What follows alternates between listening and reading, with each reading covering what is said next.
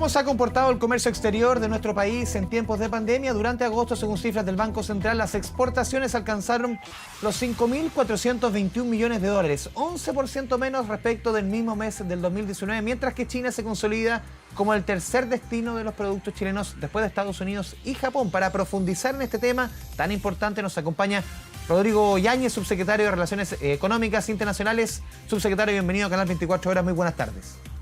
Hola Andrés, ¿cómo estás? Mucho gusto. Subsecretario, a ver, un 11% de caída en agosto es negativo, pero si vamos revisando los meses que vienen, es como para decir, no es tan malo, ¿no?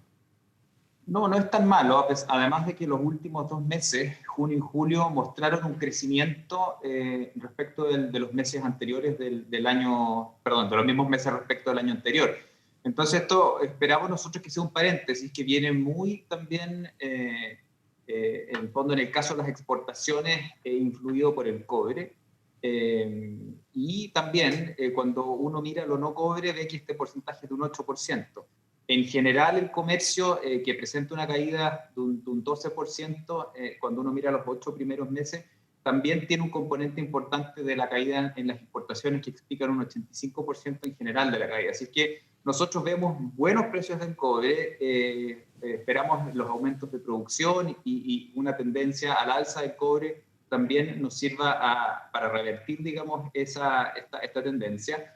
Y nosotros creemos que esto es un sector bastante resiliente económicamente hablando en comparación con otros en este contexto de pandemia. Estas bajas que uno ve no son muy por superior al impacto que ha tenido la guerra comercial, entonces creemos que es una herramienta con la que vamos a apalancar la reactivación económica. Subsecretario, hoy día veíamos cifras del cobre, $3.08, el mejor precio desde junio del año 2018, una buena noticia.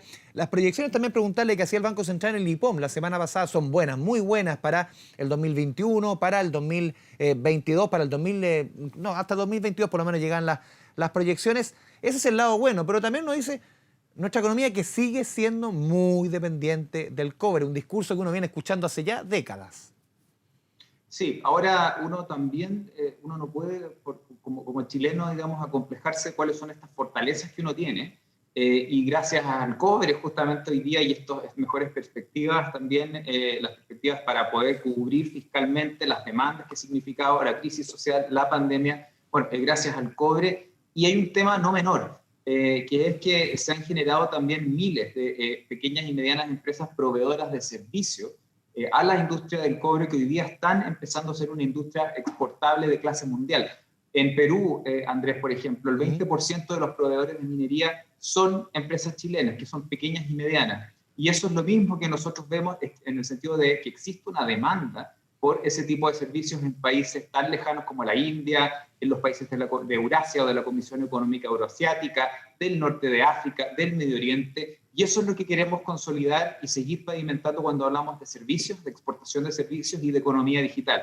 Y por eso es que hemos ido dando pasos importantes en ese sentido, de ir pavimentando reglas para ese tipo de comercio, porque es comercio de alto valor agregado, de capital humano avanzado, y lo mismo uno ve en la industria del salmón, por ejemplo. Yeah. Industrias también de servicios de clase mundial, en el caso de lo forestal, en el caso también de lo agrícola. Y ese es el gran desafío, pasar a potenciar este comercio 2.0 con base en la economía de servicios que ha crecido y se ha desarrollado justamente por estas fortalezas desde los recursos naturales. También dentro de los números que entregó el Banco Central la semana pasada, en el IMASEC, claro, un IMASEC de una caída de 10,7% para nuestra economía, pero menos malo que los meses anteriores. Lo mismo que las exportaciones, son fuertes caídas, pero se vienen meses menos malos. Pero una de las principales razones que indicaba el Banco Central como soporte para, sobre todo, y también lo decía el ministro de Hacienda, para, por último, un último trimestre que puede ser incluso positivo para nuestra economía, es el escenario internacional, subsecretario. ¿Cuán positivo se ve o menos malo el escenario internacional para Chile, para nuestro país? ¿Qué destinos, qué tipo de productos? Para explicarle un poco a la gente que nos está acompañando en su casa.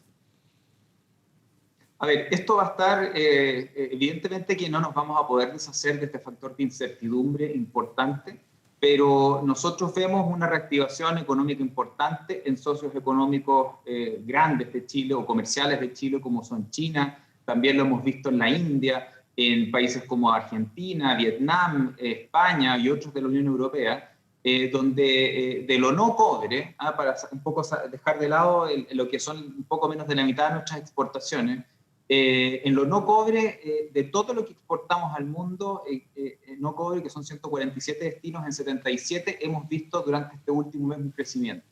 Y eso significa que en la medida que la manufactura, las expectativas vaya mejorando, como lo estamos viendo incluso en las últimas semanas aquí en Chile, en el mundo vaya también pasando lo mismo, nosotros queremos estar ahí para aprovechar esas oportunidades y eso pasa también por un uso más eficiente, más intensivo de nuestra red de acuerdos comerciales. Lo que nosotros vemos en los números, Andrés, es que las exportaciones a los países con los que no tenemos acuerdo comercial cayeron un 17% versus un 3% de los países con los que sí tenemos. Lo importante es tener un tratado comercial, obviamente, en estas circunstancias y en cualquiera. Así es, y eso es lo que nos hace resilientes, eso es lo que nos abre las puertas y por eso es que estamos en distintos ámbitos, en distintos sectores geográficos, ampliando las puertas y las posibilidades que tienen nuestros exportadores. Dentro del balance que se entregó, subsecretario, hay varios datos bien interesantes. 1.389 productos que aumentaron sus ventas este agosto respecto al 2019. Si salimos de los típicos productos, uno dice, claro, Chile, ¿qué es lo que es? Es cobre, son vinos, es celulosa, pero productos que a usted le llaman la atención, que hayan crecido mucho, no solamente en agosto, en esta pandemia, en este escenario, y productos que quizás antes no crecían tanto. ¿Cuáles se pueden mencionar? Bueno, el comercio electrónico en general ha sido una plataforma que ha crecido en semanas lo que no creció en años. Y eso es algo que llegó para quedarse y que queremos potenciar. Pero en segundo lugar también esta pandemia ha hecho que alimentos donde se refuerza, por ejemplo, los superalimentos, los saludables, los alimentos ricos en omega 3, en vitamina C, etcétera, han visto una demanda muy, muy fuerte y eso también es un hábito, un patrón de consumo que creemos que llegó también para quedarse.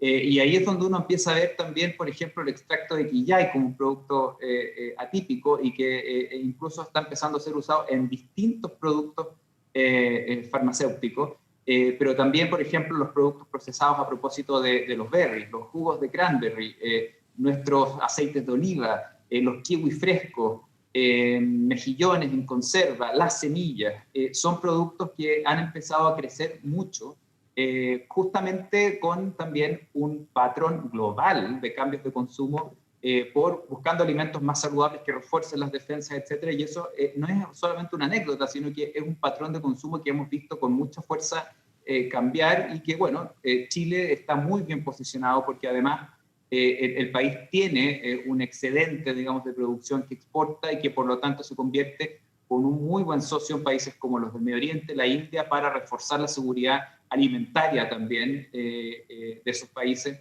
respecto de cosas que nosotros producimos y que en el fondo son de excedente.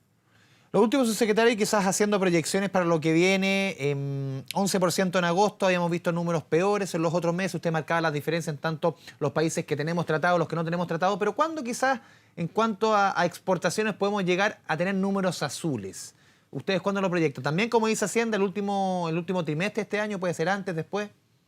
Bueno, esto va bastante de la mano de cómo va a ser la recuperación de nuestros socios. Es difícil hoy día proyectar cualquier cosa. Socios comerciales. Es difícil predecirlo, pero nosotros creemos que a final de año vamos a poder hablar de números azules. El 2018 fue un año bastante excepcional en términos de las exportaciones y el 2019 y 2020 claramente tienen una vara bastante alta con la que compararse, pero nosotros creemos que de la mano del cobre, que es la mitad de nuestras exportaciones, más un crecimiento sostenido de lo no cobre y de la industria de servicios, vamos a poder dar cuenta de una reactivación económica ya en curso a fines de este año y que ojalá se mantenga y crezca mucho más hacia el 2021. Subsecretario Rodrigo Yáñez, subsecretario de Relaciones Económicas Internacionales, muchas gracias por esta conversación con Canal 24 Horas. Muy buenas tardes. Gracias a ti, Andrés, que estés muy bien.